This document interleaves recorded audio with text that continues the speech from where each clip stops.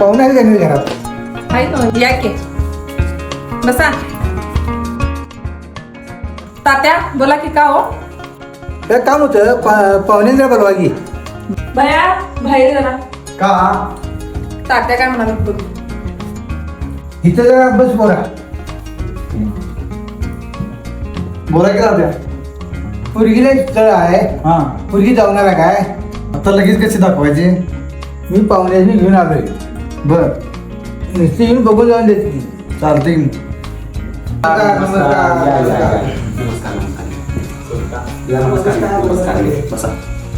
नमस्कार नमस्कार या बसा बस बा. कसं काय पाहुणा प्रवास झाला व्यवस्थित? झाला काय हे ऊन बघितलाच ना म्हणून म्हटलं जरा सांज करूनच बाहेर पडूया म्हणून जरा वेळ झाला. पाहुण्याचा पाहुण्याची ओळखून देतो. तो मुलग्याचा चुलता,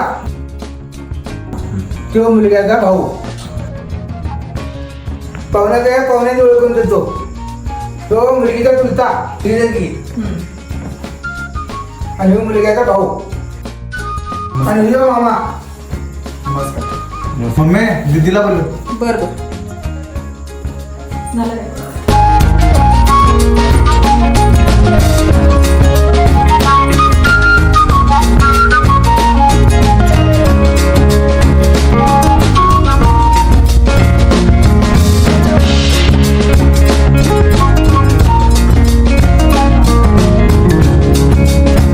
पोरगा काय चाललं विचारून घ्या म्हटलं.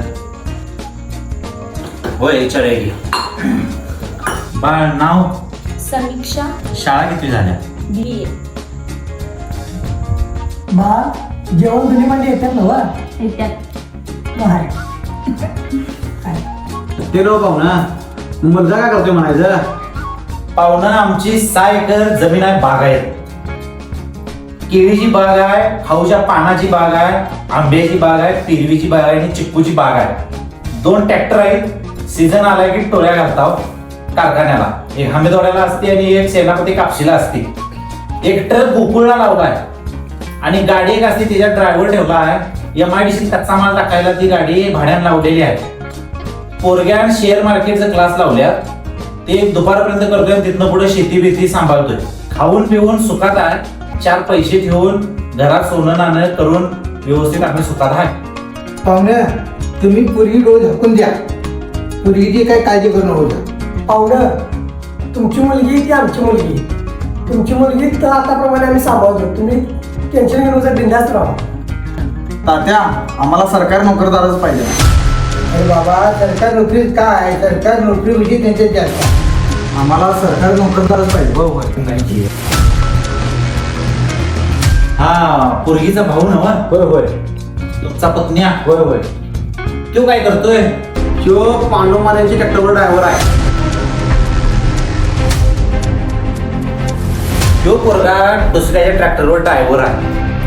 पण तुम्ही आमच्याकडे का अपेक्षा करताय गव्हर्नमेंट सर्वंट पाहिजे म्हणून? पोरगी देताना तुम्ही म्हणताय गव्हर्नमेंट सर्वंट पाहिजे आणि पोरग्याला पोरगी करायला ज्यावेळी जाणारा त्यावेळी तिने पण त्याच अपेक्षा तुमच्या समोर मांडणार की हो. तुम्ही बी शेतकरी, आम्ही बी शेतकरी. शेतकऱ्याची व्यथा शेतकऱ्याला माहिती. त्यामुळे शेतकऱ्यांनी शेतकऱ्यांच्या सोबत ते संगनमत बांधताना आपण एकमेकांना समजून घेतलं पाहिजे. आता नोकरी आहेत काय सरकारी? बरं आम्ही माप कोट्यान पैसे वाटायला तयार आहात तर तेवढ्या जागा तरी निघायला पाहिजेत. तेवढ्या त्या 25व्या वयात पोरांनी नोकऱ्या तरी लागायला पाहिजेत. तशा नोकऱ्या लागतात काय म्हणतील बापू? नाही नोकरी करायला लागत नाही. पाहुणं शेतकरी पिकाकडं घ्यायला यायला लागला. ज्या काही योजना असतील ते त्याच्यापर्यंत पोहोचत नाही. त्यात काय दुष्काळ झाला, पूर आला तर ते बी सगळं वरबडून घेतलं जातं. तुम्हाला माहिती आहे, मला माहिती आहे. काय राहते का हो शेतकऱ्याच्या हातात?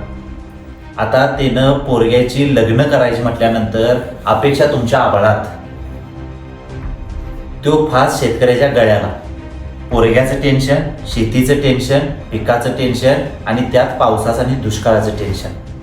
पाहुणं ह्या टेन्शनमध्ये झुरून कितीतरी शेतकरी आत्महत्या करायला लागल्यात. पोराकडे बघून निमूटपणे घास घ्यायला लागल्यात. पाहुणं मला सांगा, शेतकरी तुम्ही बी आहे, शेतकरी आम्ही आहे.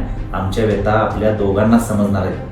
आणि पाहुणं मुलगी देताना तुमच्या जर अपेक्षा असतील आम्हाला गव्हर्नमेंटवालाच पाहिजे, आम्हाला बंगलवाला पाहिजे, आम्हाला गाडीवाला पाहिजे, आम्हाला पैसे वतणारा पाहिजे, पाहुणं तुम्हाला राग येईल पण तुम्ही नातं जुळवत नाही, तुम्ही व्यवहार करायला.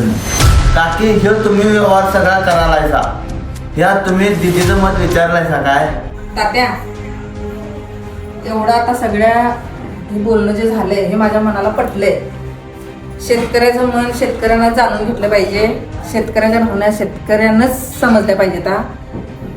आम्हाला त्यांच्याबद्दल काय वाटत नाही. आम्हाला स्थळ पसंत आहे, आम्ही मुलगी द्यायला तयार आहे.